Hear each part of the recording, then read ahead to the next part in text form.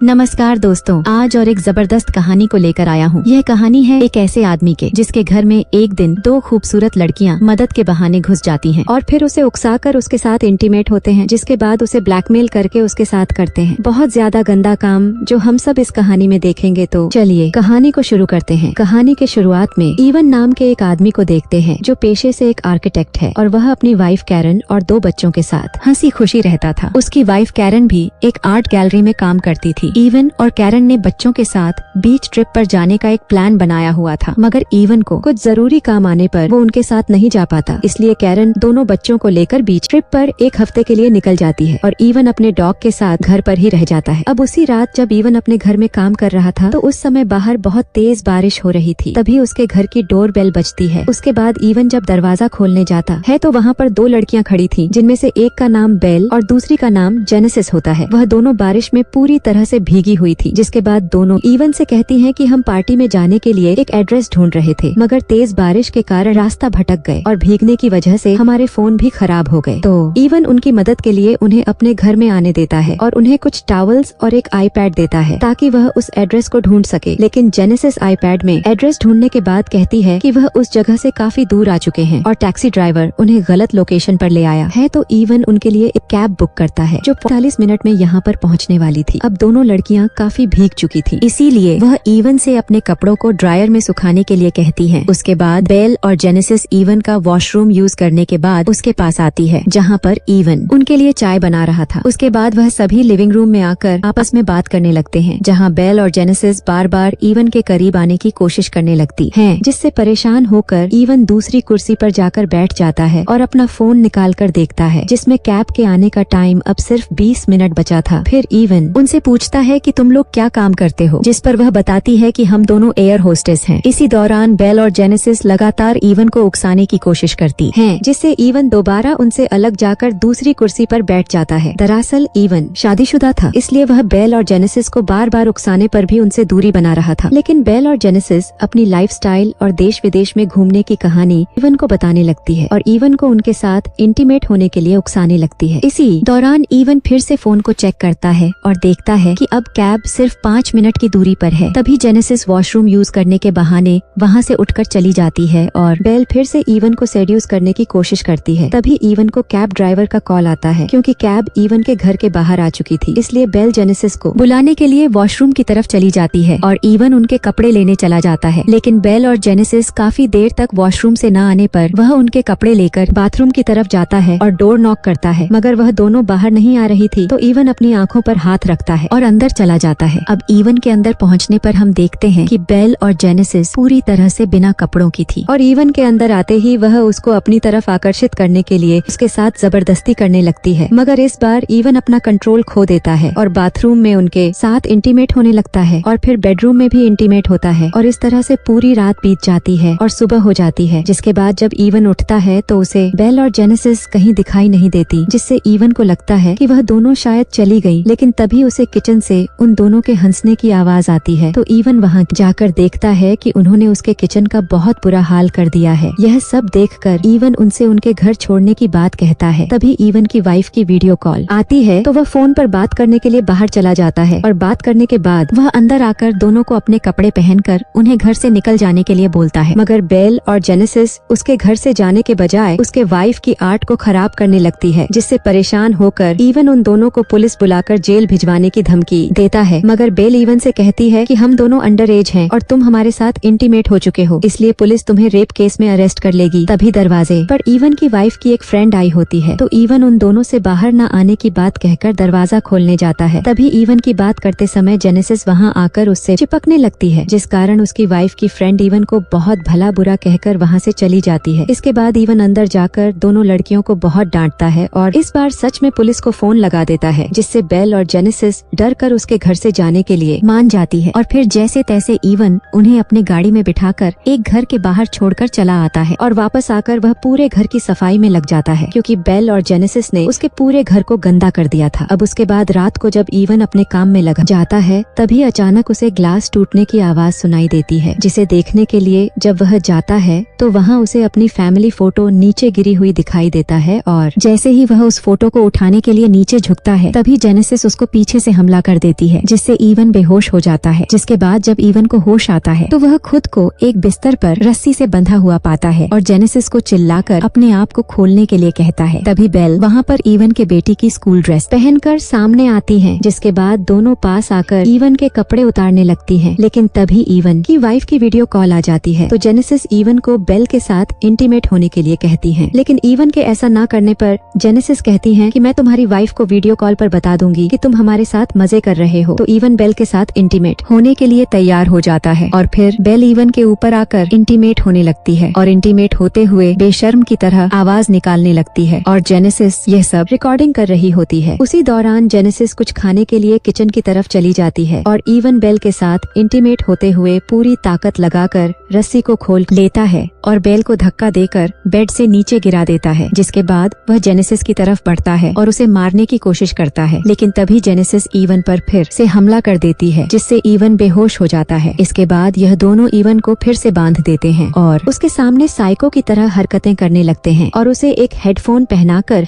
Music loud करके सताने लगते हैं। फिर थोड़ी देर बाद इवन के घर लुइस आकर डोर बेल बजाता है, जो इवन के वाइफ कैरन की असिस्टेंट है। लेकिन जब वह अंदर आता है तो उसे इवन नहीं मिलता, क्योंकि दोनों लड़कियों ने उसे एक रूम में बंद कर दिया होता है और वह दोनों लड़कियां लुइस से कहती हैं कि हम इवन की भतीजी हैं। मगर तभी लुइस को एक कमरे से आवाजें सुनाई देता है और वह जैसे ही वहां जाने लगता है तो दोनों मिलकर लुइस की पॉकेट से उसका इनहेलर चुरा लेते हैं। उसके बाद लुइस उस रूम में जाता है जहां उसे इवन मिलता है, जो रस्सी से बंधा हुआ था। अब लुइस इवन को ऐसे देखकर घबरा जाता है और उसकी मदद करने के लिए उसे खोल रहा होता है। पर इसी बीच वो दोनों लड़कियां कैरन की आर्ट को तोड़ने लग जाती हैं, जिससे लुइस उनको रोकने के लिए जाता है। लेकिन इवन लुइस को मना करता है कि यह दोनों बहुत खतरनाक हैं, वहां मत जाओ। लेकिन लुइस फिर भी उन्हें रोकने के लिए वहां चला जाता है और उन दोनों को रोकने की कोशिश करता है, पर वह नहीं मानती और कैरन के आर्ट को तोड़ती रहती है। और इसी बीच लुइस को सांस लेने में तकलीफ होने लगती है, क्योंकि लुइस को अस्थमा होता है। और जैसे ही वह अपनी जेब में हाथ डाल के अपना इनहेलर निकालने की कोशिश करता है तो उसका इनहेलर पॉकेट में नहीं मिलता, क्योंकि उसका इनहेलर उन दोनों ने पहले ही निकाल लिया था। अब वह दोनों लड़कियां लुइस का इनहेलर एक दूसरे को कैच करने लगती हैं और लुइस उन दोनों से इनहेलर लेने की कोशिश कर रहा होता है। और इसी बीच लुइस का पैर फिसलकर उसका सर एक पत्थर से टकरा जाता है, जिससे वहीं पर ही उसकी मौत हो जाती है। और यह देख के दोनों लड़कियां हंसने लग जाती हैं। अब यह सब देखकर इवन को यह समझ आ जाता है कि यह दोनों लड़कियां पूरी तरह से साइको हैं। जिसके बाद यह दोनों लुइस की लाश को पेपर से ढककर उसके ऊपर पेंट करके एक मूर्ति की तरह बनाकर उसके लाश को ठिकाने लगा देते हैं और इवन के फोन से लुइस के फोन पर ऐसा मैसेज करते हैं ताकि बाद में लोगों को लगे कि लुइस और कैरन की अफेयर चल रहा था और इसका बदला लेने के लिए इवन ने ही लुइस को मार डाला। अब इसी दौरान इवन अपने पैरों से वाइफ को आईपैड से मैसेज करने की कोशिश करता है, लेकिन इसमें भी वह पकड़ा जाता है और वह दोनों उसका आईपैड बाहर फेंक कर तोड़ देती है। जिसके बाद वह दोनों पूरे घर की सारी चीजें तोड़कर तहस नहस कर देती हैं और फिर उसके घर के गार्डन में एक गड्ढा खोदती है। और जब इवन हेल्प के लिए चिल्लाता है तो यह दोनों लड़कियां उसे गन पॉइंट पे रख देती हैं, जिससे इवन डर जाता है और हार मान लेता है। अब अगले दिन वह दोनों लड़कियां इवन को बांधकर उस गड्ढे में डालकर दफना देती हैं और सिर्फ उसका सर बाहर रखकर वह दोनों अपने बारे में बताती है कि हम दोनों साइको हैं और हमें ऐसा करने में बहुत मजा आता है और हम तुम्हारे साथ सिर्फ गेम खेल रहे थे और हम बहुतों के साथ ऐसा कर चुके हैं और हमारे शिकार सिर्फ शादीशुदा मर्द होते हैं। इसके बाद वह दोनों उसका मोबाइल निकालती है और उसको वह वीडियो दिखाती है जिसमें बेल इवन के बेटी की स्कूल ड्रेस पहनकर उसके साथ इंटीमेट हो रही थी। जिसके बाद उस वीडियो को इवन की फेसबुक प्रोफाइल पर अपलोड करके टाइटल पर लिखती है हैप्पी फादर्स डे, ताकि लोगों को यह लगे कि इवन अपनी बेटी के साथ ही इंटीमेट हो रहा है। और फोन को वहीं पर छोड़कर वह दोनों वहां से चली जाती है। जिसके बाद इवन जैसे तैसे अपना हाथ निकालकर वीडियो को डिलीट करने की कोशिश करता है, लेकिन गलती से वह वीडियो डिलीट होने की बजाय लाइक हो जाती है। अब थोड़ी देर बाद हम देखते हैं कि इवन के वाइफ और बच्चे घर में आते हैं तो उन्हें पूरे घर का सामान बिखरा हुआ दिखता है, पर कैरन को कुछ समझ नहीं आता और उसे लगता है कि उनके जाने के बाद इवन ने अपने दोस्तों के साथ बहुत मजे किए हैं। और इसी के साथ यह मूवी यहीं पर खत्म हो जाती है। तो दोस्तों, अगर कहानी अच्छा लगा तो कमेंट करके जरूर बताना और वीडियो को लाइक और चैनल को सब्सक्राइब कर देना। धन्यवाद।